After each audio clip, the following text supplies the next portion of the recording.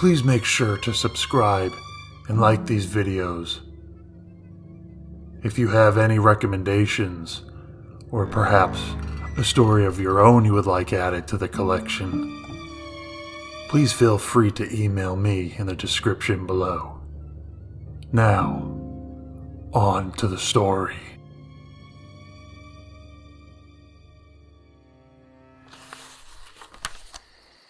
I once led a trip to the top of Mount Sterling in North Carolina.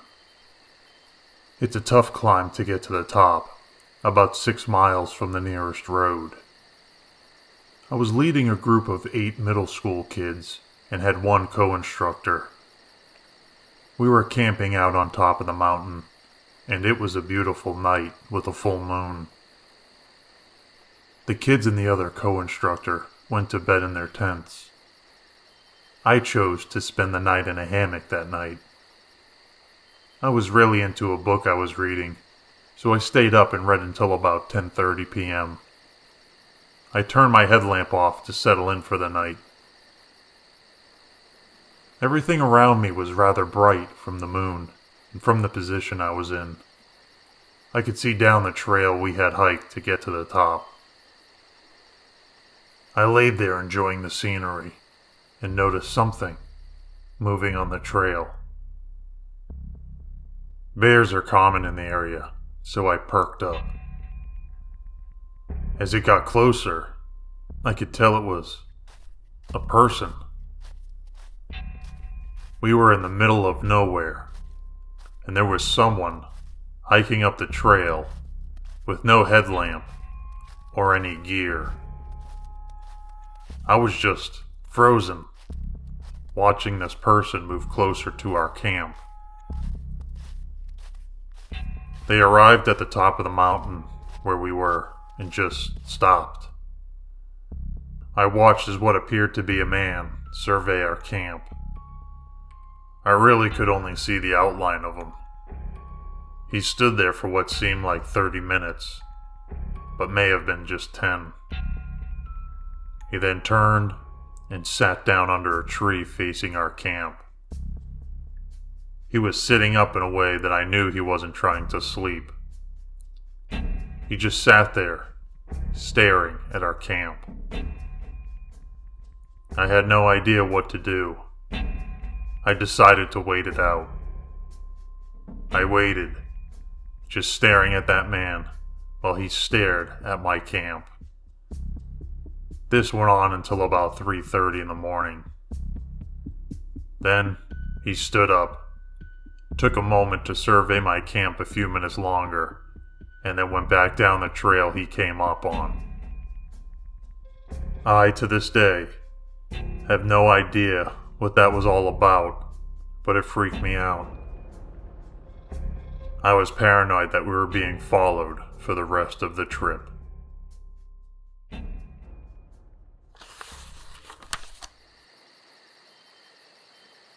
I have a friend who is a trail ranger, basically a ranger who can't get you in trouble. He told me about this time he was gathering illegally placed wildlife cameras and knocking down hunting stands, feeders, and blinds with another actual ranger. The other ranger wasn't feeling well, so he said he was going to head back as it's a 1-hour ATV ride. My friend finished up the last one when he heard voices. Keep in mind, he's far off the beaten path. He called out, and no one replied. As it was getting dark, he started to head back and found that his ATV wouldn't start. He then noticed that the battery was not connected anymore. He reconnected it and started to drive, but it wasn't going fast at all. Less than a half-mile later, the whole thing died. He radioed back basically saying, "Hey guys, I need someone to come pick me up." They told him they would, but it would be an hour. He asked if the other guy got back yet, and they said no. He settled down and started a small fire, but before long, he heard voices again, It's dark, and he's not happy. The voices sound like an argument now. Someone sounded angry and yelling at someone else who sounded more scared. He called out and asked if anyone needed help. The voices didn't seem to care. He guessed that they had to be less than 1,000 feet away. He radioed in again, and they said they were having trouble finding what path he might be on, and haven't left yet. He asked them just to get with the other ranger to tell them about where they were, because he had the map.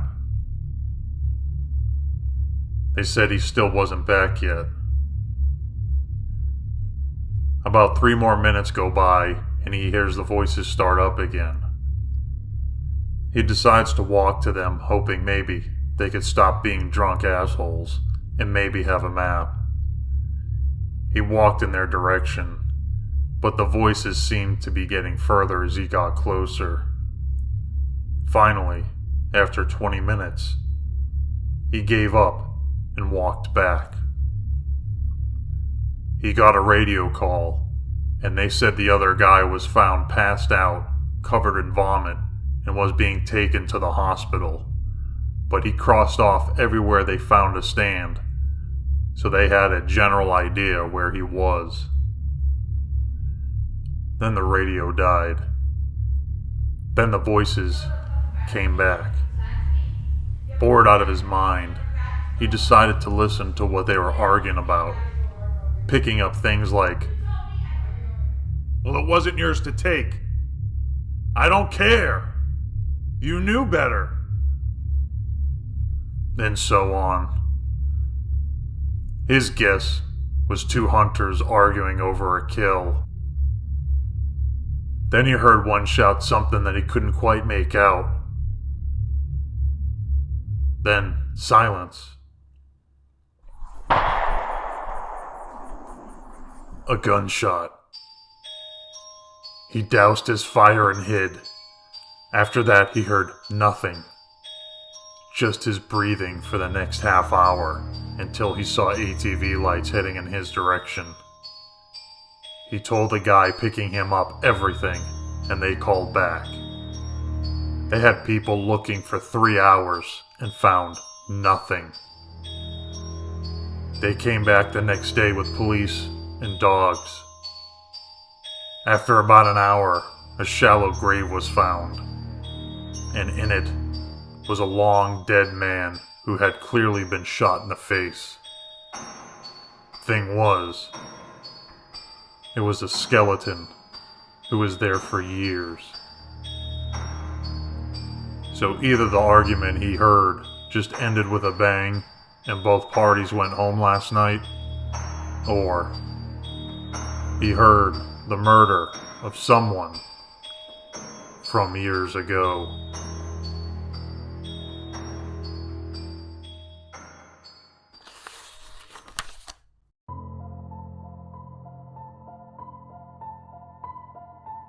My grandpa had a hunting buddy in the 70s who was basically a hermit in the woods of the Pacific Northwest.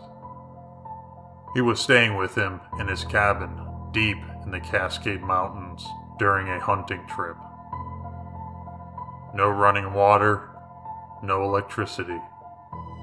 Miles away from the nearest town or paved road. His cabin was built on stilts and on an incline.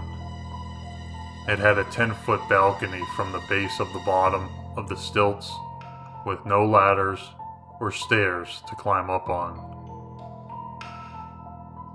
My grandpa claims that he knew this man for a long time and said that he didn't have the personality to lie.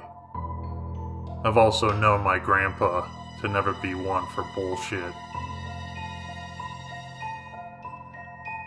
One night, during the trip, they were relaxing at the cabin after a hunt, and his buddy tells him that Sasquatch is in the area and to be careful going out at night.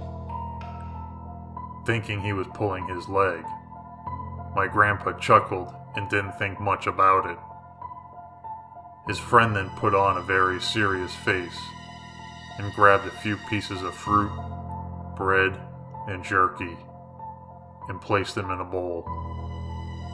He took the bowl out onto the balcony and set it on the edge and said, "It'll be empty in the morning," and then went to bed. It was an open floor, single-room cabin, about 300 square feet. My grandpa had a cot set up near the balcony window and was woken up in the middle of the night by rustling outside. He peeked through the window and saw the bowl empty, and to this day still claims he saw 4 fingers resting on the edge of the balcony just before letting go. He never went hunting in that area again.